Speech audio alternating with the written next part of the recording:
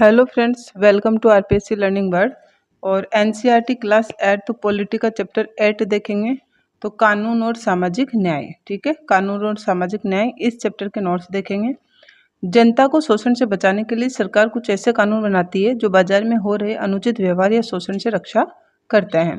ऐसे कानून जैसे न्यूनतम मजदूरी निश्चित करना, ठीक है, इसमें हर साल कुछ बढ़ोतरी कर दी जाती है, न्यूनतम मजदूरी निश्चित करना। इसके अलावा भी कई कानून हैं जो गवर्नमेंट के द्वारा फिक्स किए जाते हैं, बनाए जाते हैं, उनको अप्लाई किया जाता है, जिससे जनता को क्या मिल सके, सोशल जस्टिस मिल सके, सामाजिक न्याय मिल सके। अब न्यूनतम मजदूरी की बात करें तो न्यूनतम मजदूरी वैसे तो पर ईयर हर साल कुछ ना कुछ इसमें बढ़ोतरी होती रहती है, लेकिन राजस्थान में निर्माण मजदूरों के लिए न्यूनतम वेतन आपके इस लेसन में दिया हुआ है। तो देखो कौन तय करती है, केंद्र सरकार तय करती है। अब ये लिस्ट है, इसमें 4 प्रकार के मजदूर बांटे गए हैं अलग अलग: अकुशल मजदूर, अर्धकुशल मजदूर, कुशल मजदूर और उच्च कुशल मजदूर, ठीक है। तो अकुशल मजदूर है, तो अकुशल मजदूर को 285 रुपये रोज के मिलने चाहिए और 7,410 रुपये महीने के मिलने चाहिए। अर्धकुशल मजदूरों को क्या मिलना चाहिए, 7,722 रुपये प्रति माह। और ये डेली वेज ज़्यादा पूछा जाता है, डेली की मजदूरी, तो इनकी है 297 रुपये। फिर तीसरे नंबर पे आते हैं कुशल मजदूर। तो कुशल मजदूर 309 रुपये रोजाना इनको वेतन मिलना चाहिए, 8,034 रुपये होते हैं इनके महीने के। फिर है उच्च कुशल, तो उनको 9,334 रुपये प्रति माह मिलना चाहिए और 359 रुपये उनके रोजाना के हैं। तो ये इस प्रकार से राजस्थान में निर्माण मजदूरों की मजदूरी है। और अलग अलग जो सेक्टर में जो भी मजदूर काम करते हैं उनके अलग अलग मजदूरी तय है, ठीक है। ये निर्माण मजदूरों के लिए है। इसके अलावा देखिए न्यूनतम मजदूरी कानून। तो न्यूनतम मजदूरी कानून जो गवर्नमेंट ने बनाया, इसकी ज़रूरत क्यों है, कई कानून गवर्नमेंट बनाती है और उसकी ज़रूरत क्यों है ये देखेंगे हम। तो न्यूनतम मजदूरी कानून बनाया तो मजदूरों को काम की ज़रूरत होती है, मालिक सही वेतन नहीं देते हैं, कम मजदूरी पर उनसे काम करवाते हैं। यही कारण है तो कि मजदूरों के शोषण को रोकने के लिए, उनको सही वेतन दिलवाने के लिए, उनके जीवन में ज़रूरतों को पूरा करने के लिए सरकार ने ये कानून बनाया, ठीक है। फिर उसके बाद में यह कानून सभी मजदूरों, निर्माण मजदूरों, खेत मजदूरों, फैक्ट्री मजदूरों, घरेलू नौकरों के हित में है। न्यूनतम मजदूरी कानून मजदूरों के हितों की रक्षा करेगा, चाहे वो मजदूर किसी भी सेक्टर का हो, ठीक है। इसके बाद में कार्यस्थल पर पर्याप्त सुरक्षा के कानून बनाती है कि जो मजदूर जिस भी फैक्ट्री में काम करता है तो वहाँ पर पर्याप्त सुरक्षा कानून होने चाहिए, जैसे चेतावनी अलार्म, आपातकालीन द्वार आदि, ठीक है। विद्युत उपकरण सही है या नहीं है, भोजन दवाई की व्यवस्था है या नहीं है। इससे क्या फ़ायदा होगा, मजदूरों को सुरक्षा और स्वास्थ्य अच्छा प्राप्त होगा, ठीक है, और गरीबों तक ये कानून आसानी से पहुंच जाएगा।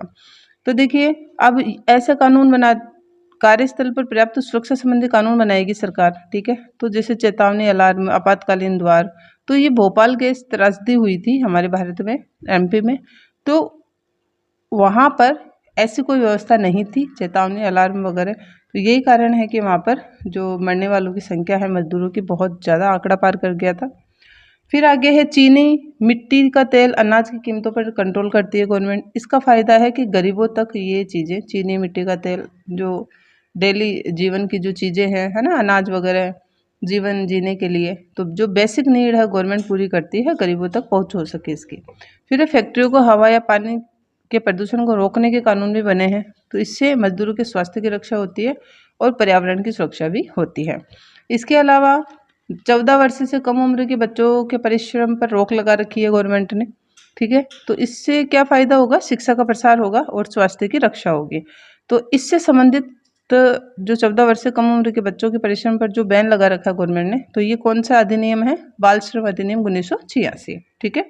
बाल श्रम अधिनियम 1986, तो इसके मुख्य मुख्य 2-3 स्टेप हैं, वो देख लेते हैं साथ के साथ। तो ये देखिए बाल श्रम अधिनियम 1986, सबसे पहले तो इसका उद्देश्य क्या है, देखिए ये 2016 में इसका संशोधन हुआ था, और बिलो 14 ईयर ओल्ड चाइल्ड, ठीक है, और प्लस 14 से 18 ईयर के बच्चे, तो 14 साल से जो छोटे बच्चे हैं और 14 से जो 18 साल तक के बच्चे हैं, ठीक है। देखिए हमें याद रहता है बिलो 14 ईयर ओल्ड, बट इसमें बाल श्रम अधिनियम 1986 में 14 से 18 साल तक के बच्चों को भी शामिल किया गया है जो जोखिम कार्य से संबंधित है, ठीक है, जो जोखिम कार्य कर रहे हैं। तो ये इन बच्चों के लिए है, 14 से 18 साल तक के बच्चों के लिए। बाल श्रम अधिनियम 1986, इसका उद्देश्य क्या है? बाल श्रम रोकना और बच्चों के अधिकारों की रक्षा करना। ठीक है, इसमें जो धाराएं हैं वो मुख्य धाराएं ये 3 हैं। वैसे तो अनेक धाराएं हैं, लेकिन प्रमुख प्रमुख ये धाराएं हैं। धारा नंबर 3 में क्या कहा गया है? बाल श्रम प्रतिबंध। अधिकतर एनसीईआरटी के द्वारा क्वेश्चन पूछा जाता है कि बाल श्रम अधिनियम 1986 में किस धारा के तहत बाल श्रम को प्रतिबंधित कर दिया गया है? तो धारा नंबर 3।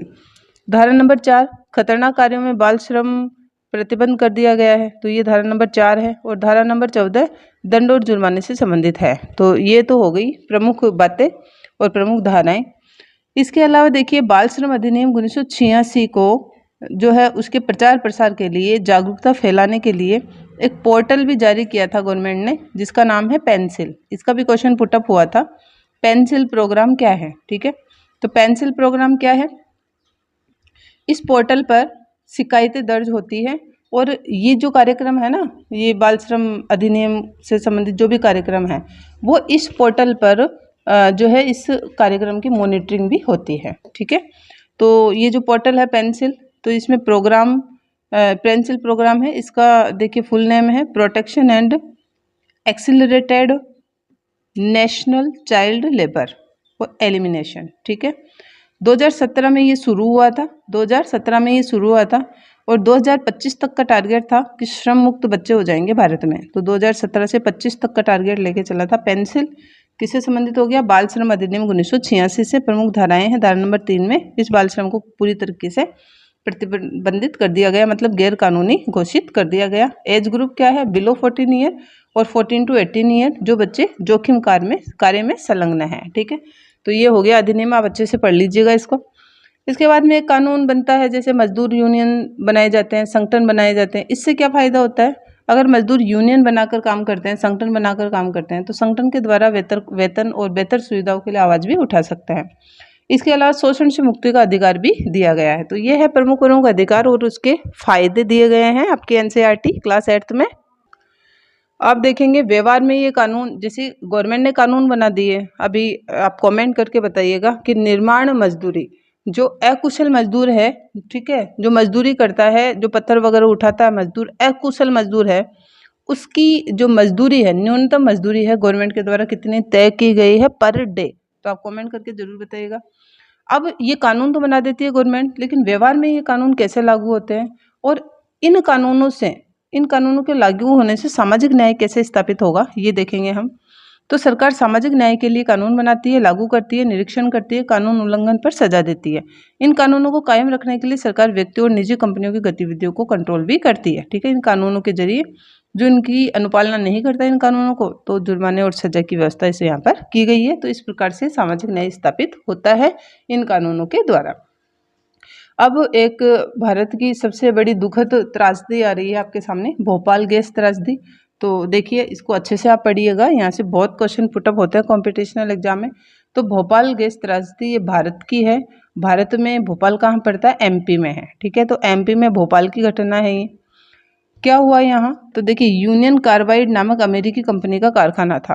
अब यहाँ से आप पता लगा सकते हैं, अनुमान लगा सकते हैं कि देखिए अमेरिकी कंपनियां और बाहर के देशों की कंपनियां भारत में क्यों आना चाहती है, क्योंकि यहाँ पर इतनी सख्ती नहीं है। पर्यावरण से संबंधित जो लॉज है, जो कानून है, उससे संबंधित इतनी सख्ती नहीं है और यही कारण है कि वो कंपनियां यहाँ आकर अपने पर्यावरण से संबंधित कानूनों की धज्जियाँ उड़ाती है। ठीक है, और इसका सबसे बड़ा एग्जाम्पल है भोपाल गैस त्रासदी। तो कारखानों की ये भोपाल में जो यूनियन कार्बाइड का जो कारखाना था, इसकी सरकार के द्वारा भी काफ़ी लापरवाही की गई। ठीक है, यहाँ पर पहले भी घटनाएं हुई थी ये लीकेज वगैरह की, इस कार्बाइड के लीकेज की, लेकिन उस पर कोई गंभीर ध्यान नहीं दिया गया। यहाँ पर कोई कंप्यूटरीकृत चेतावनी अलार्म नहीं था, यहाँ पर कोई अलग से मुख्य द्वार नहीं था जहाँ से उन पीड़ितों को निकाला जा सके, व्हीकल्स की सुविधा नहीं थी कि उनको सुरक्षित स्थानों पर ले जाया जा सके। यही कारण है यहाँ करीब 8,000 से ज़्यादा मौतें हुई थी। तो ये है भोपाल गैस त्रासदी। तो यहाँ यूनियन कार्बाइड नामक अमेरिकी कंपनी का कारखाना था। इसके चेयरमैन थे एंडरसन। ठीक है, इसमें क्या होता था? इसमें कीटनाशक बनाए जाते थे। क्लियर? अब देखिए, मिथाइल आइसोसाइनाइड गैस, जिसको मिक कहते हैं, ठीक है, तो इसको मिक का कारखाना भी कह दिया जाता है भोपाल गैस त्रासदी में। तो मिथाइल आइसोसाइनाइड गैस मिक का रिसाव से ये दुर्घटना हुई थी। दुनिया की सबसे भीषण औद्योगिक त्रासदी मानी जाती है ये। 2 दिसंबर 1984 की रात 2 बजे हुई थी ये। 3 दिन में 8,000 से अधिक मौतें हो गई थी और लाखों लोग गंभीर घायल हो गए थे। तो ये बड़ी दुखद घटना अपने भारत में हुई थी। तो देखिए, अब इसका कारण मुख्यतः क्या माना जाता है? सुरक्षा उपायों को नज़रअंदाज करना कंपनी के द्वारा और सरकार के द्वारा, दोनों के द्वारा, ठीक है। रसायनों के रिसने से जमीन भी दूषित हो गई, पानी भी दूषित हो गया, जिससे ये जमीन है जिससे स्वास्थ्य पर बुरा प्रभाव भी पड़ रहा है, अभी वर्तमान में भी जारी है। वहाँ आसपास में भी प्रदूषित पानी हो गया है और फिर भी जो गरीब तबका है, मजदूर तबका है, उनको पानी नहीं मिलने के कारण वहाँ के जो हैंडपम्प वगैरह हैं अभी भी उस प्रदूषित पानी को काम में लिया जा रहा है और बच्चों के स्वास्थ्य पर बहुत गहरा प्रभाव पड़ रहा है, बहुत गलत प्रभाव पड़ रहा है, ठीक है। तो यूनियन कार्बाइड पर दीवानी मुकदमा दायर किया गया था। $3 अरब का मुआवजा कंपनी ने, और दीवानी मुकदमे में न्यायालय ने $3 अरब का मुआवजे की मांग की थी, तो कंपनी ने ओनली $47 करोड़ दिए, ठीक है। तो अब क्लियर है कि यहाँ पर जो भोपाल गैस त्रासदी के जो पीड़ित हैं उनको न्याय भी नहीं मिला, मुआवजा भी पूरा नहीं मिला और अभी भी उनकी वही दुखद स्थितियाँ, विकट स्थितियाँ चल रही है, ठीक है। अभी स्वास्थ्य संबंध खिलवाड़ हो रहा है उनके साथ में, अभी वही प्रदूषित पानी पीने को मिल रहा है। हालांकि ये बंद पड़ा है ये कारखाना, लेकिन अभी भी उनके जो पर्यावरण सुरक्षा से संबंधित वहाँ पर कोई खास कानून एक्टिवेट नहीं हुए हैं, ठीक है। तो अब भारतीय मजदूर की ऐसी स्थिति में भारतीय मजदूर को एवल्यूट कर लेते हैं कि भारतीय मजदूर की कैसी स्थिति है। तो भारतीय मजदूरों का मोल वर्तमान में बहुत कम आंका जाता है। बेरोजगारी के कारण मजदूर असुरक्षित स्थिति में भी काम कर लेते हैं। अब बेचारे गरीब है तो उनको काम चाहिए, इसके कारण वह असुरक्षित स्थितियों में भी कर लेते हैं। इसी का फायदा कंपनियां उठाती है, मालिक उठाते हैं और उनको कम पैसे देते हैं, साथ ही सुरक्षा उपकरणों की अनदेखी कर देते हैं। और यही कारण था कि भोपाल गैस त्रासदियां अपने भारत में होती रहती है। यूनियन कार्बाइड में गैस रिसाव होने पर मजदूरों को सुरक्षित ले जाने की, ना तो मजदूरों को सुरक्षित ले जाने की वहाँ पर व्यवस्था थी, ना ही सुरक्षा उपकरण ढंग से काम कर रहे थे। मजदूरों की सुरक्षा प्रशिक्षण की जो अवधि 6 माह होती है उसको घटाकर इस कंपनी ने 15 दिन ही कर दिया था। तो अब मजदूर ट्रेंड ही नहीं है, कैसे सुरक्षित स्थान पे जाए, कैसे अपना बचाव करें। तो यही कारण है यहाँ 8,000 से अधिक मौतें हो गई थी 3 दिन के अंतर्गत। और स्वास्थ्य से संबंधित जो खतरनाक इफेक्ट है वो तो वर्तमान में भी दिखाई दे रहे हैं। अब सुरक्षा कानून बनाए तो जाते हैं, लेकिन उसका क्रियान्वयन कैसे हो? तो अनुच्छेद 21 में जीवन जीने का अधिकार दिया गया है हमें भारतीय संविधान के द्वारा। तो यूनियन कार्बाइड संयंत्र में सुरक्षा कानूनों की घोर अवहेलना हुई थी, सरकार और निजी कंपनी दोनों के द्वारा। यही कारण था कि भोपाल गैस त्रासदी हुई थी। सरकार ने भी कोई खास फोकस नहीं किया पर्यावरण से संबंधित कानूनों का और मौलिक अधिकार के लिए, ठीक है। और निजी कंपनी ने तो, वहाँ पर वो अमेरिकी कंपनी थी तो उसने तो धज्जियाँ उड़ाई ही रूल्स की। तो यही कारण है कि भोपाल गैस त्रासदी हुई। तो सरकार द्वारा कानून बनाने के साथ साथ सख्ती से लागू भी किए जाने चाहिए, ठीक है। तो सुरक्षा कानून बन तो रहे हैं बट वो क्रियान्वित भी होने चाहिए, अप्लाइड भी होने चाहिए, तभी जाकर जो है पर्यावरण भी शुद्ध होगा, है ना। और ये जो जीवन जीने का जो अधिकार है वो पूरी तरीके से नागरिकों को प्राप्त हो पाएगा। इसके अतिरिक्त एक आपको चित्र दिख रहा है पॉल्यूटेड वाटर।